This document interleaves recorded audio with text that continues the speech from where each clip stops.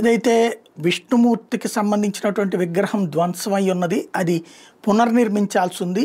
ఆ ఖజురాహోకి సంబంధించినటువంటిది కాబట్టి అది ఏదైతే ఏఎస్ఐ మనకి సంబంధించినటువంటి పురావస్తు శాఖ చేతిలో ఉంది కాబట్టి వాళ్ళకి ఒక ఆదేశాలు ఇవ్వండి అని అడిగితే నువ్వు విష్ణు భక్తుడు అంటున్నావు కదా, వెళ్ళి ఆ విష్ణువుకే వెళ్ళి ప్రార్థించుకో అని చీఫ్ జస్టిస్ చేసినటువంటి వ్యాఖ్యలు ఇప్పుడు దేశవ్యాప్తంగా కాదు ప్రపంచవ్యాప్తంగా ఉన్నటువంటి హిందువులందరూ ప్రశ్నిస్తున్నారు. ఇదేం ధోరణి నిలదీస్తున్నటువంటి పరిస్థితి.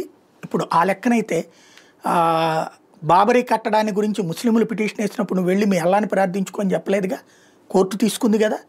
అట్లాగే సంబాల్లో కావచ్చు ఇతరత్ర ఇష్యూలో తీసుకుంది కదా, ఇలాంటి వ్యాఖ్యలు లేదు కదా. ఏకంగా చీఫ్ జస్టిస్ ఎట్లాంటి వ్యాఖ్య చేయొచ్చా అన్నటువంటి చర్చ నడుస్తుంటే ఆయన మీద ఇంపీచ్మెంట్ అంటూ కొంతమంది ఇంపీచ్మెంట్ చేయడం కుదరదు, ఆయన 2 నెలల్లో రిటైర్ అయిపోతారు. కాకపోతే ఆయనంతటా ఆయన ఆలోచించుకోవాలి ఇట్లాంటి వ్యాఖ్య కరెక్టేనా సబబేనా అన్నటువంటి. ఇప్పుడు తాజాగా అడ్వకేట్ వినీత్ జిందాల్ ఏకంగా రాష్ట్రపతికి లేఖ రాశారు. ఏదైతే చీఫ్ జస్టిస్ గవాయ్ చేసినటువంటి ఈ వ్యాఖ్యలు కరెక్ట్ కాదు, సుప్రీంకోర్టుతో మాట్లాడి ఆ విషయం మీద ఆ వ్యాఖ్యల్ని ఉపసంహరించుకునేలా ఆదేశించండి అని చెప్పేసి. బట్